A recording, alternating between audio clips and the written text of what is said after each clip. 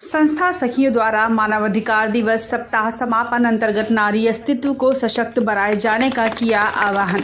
झांसी सामाजिक संस्था नवप्रभात के तत्वाधान में महानगर महिला प्रकोष्ठ कृति द्वारा सभी आयु वर्ग की महिलाओं लड़कियों को सशक्त व स्वावलंबी बनाए जाने के उद्देश्य से नारी अंतर्मन की रचनात्मक सृजनात्मक प्रतिभाओं का सर्वोत्कृष्ट विकास करने में सहयोगी महिला सदस्यों के आनंद उल्लास मनोरंजन समूह ग्रुप कृति फ्रेंड्स क्रिएटिविटी क्लब की महिला सदस्यों द्वारा मानवाधिकार जनजागृति सप्ताह समापन अंतर्गत एक दिवसीय नारी सशक्तिकरण संकल्प संघ आनंदोत्सव कार्यशाला का आयोजन वृंदावन लाल वर्मा पार्क झांसी में किया गया। आनंदोत्सव कार्यक्रम की मुख्य अतिथि संस्था राष्ट्रीय अध्यक्ष रूपम अग्रवाल उपस्थित रहीं। कार्यक्रम की अध्यक्षता महिला प्रकोष्ठ कृति महासचिव प्रिया अवस्थी ने की।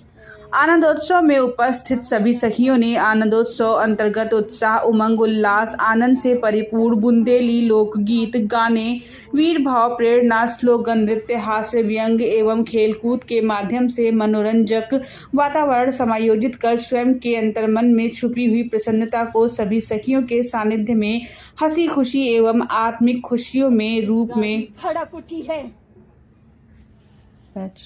हमारे खून का एक एक कतरा अपनी आनंदोत्सव में उपस्थित सभी सखियों ने आनंदोत्सव अंतर्गत उत्साह उमंग उल्लास आनंद से परिपूर्ण बुंदेली लोकगीत गाने वीर भाव प्रेरणा स्लोगन नृत्य हास्य व्यंग एवं खेलकूद के माध्यम से मनोरंजक वातावरण समायोजित कर स्वयं के अंतर्मन में छुपी हुई प्रसन्नता को सभी सखियों के सानिध्य में हंसी खुशी एवं आत्मिक खुशियों के रूप में महसूस किया।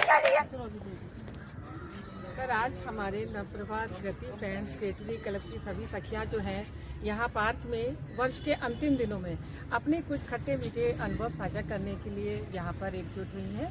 और जैसा कि वर्ष का अंतिम माह चल रहा है दिसंबर माह, तो ये माह जो है सर्द भरा होता है, रुपैली धूप वाला होता है, साथ ही ये मानव अधिकार के रूप में भी हम इसे जानते और समझते हैं। सखियों, आज हम सभी जो है अपने अपने अधिकारों की बात करते हैं कि हमारे ये अधिकार होने चाहिए, ये है। परंतु क्या आप जानते हैं कि मानव अधिकार जो है वो सिर्फ हम मनुष्यों तक ही सीमित नहीं है, बल्कि प्रत्येक पेड़ पौधे प्रत्येक जीव जंतु पर भी ये समान रूप से लागू होते हैं। क्योंकि अब यदि आप कहें कि इनके कैसे अधिकार, क्योंकि सखियों इनमें भी जान होती है,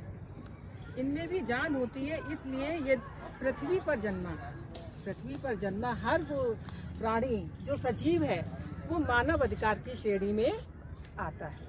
और क्योंकि ईश्वर ने हम मनुष्यों को ही बुद्धि दी है, सोचने समझने की क्षमता दी है, तो हमारा ये दायित्व बनता है कि हम जो है इनके अधिकारों का सम्मान करें और समय समय पर इन्हें संरक्षण प्रदान करते रहें। और आज आपको ये बताते हुए मन बहुत हर्षित है कि अपनी नवप्रभात संस्था के माध्यम से समाज की जो बेबस असहाय बहनें होती हैं, पीड़ित बहनें होती हैं, जो बेहद दर्द भरा कष्ट भरा जीवन व्यतीत करती हैं और उसे अपनी किस्मत मान बैठती हैं, तो ऐसे में हमारी संस्था के माध्यम से जो सक्रिय बहनें हैं वो उनसे मिलती हैं और उन्हें उनके संवैधानिक और मौलिक और मानवीय अधिकारों की जानकारियाँ देती हैं, ताकि वो बहनें भी एक सामान्य सा हम लोगों की तरह हंसता खेलता जीवन व्यतीत कर सके जिसकी वो अधिकारिणी है। सखियों,